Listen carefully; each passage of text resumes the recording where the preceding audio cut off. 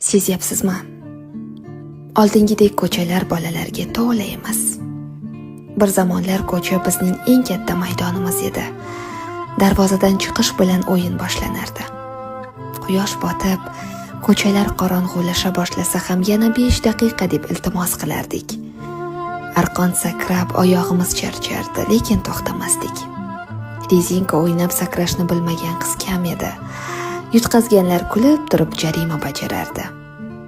O'g'il bolalar esa to'p tepib bir oynani sindirsa ham ertasi kun yana o'sha joyga qaytardi.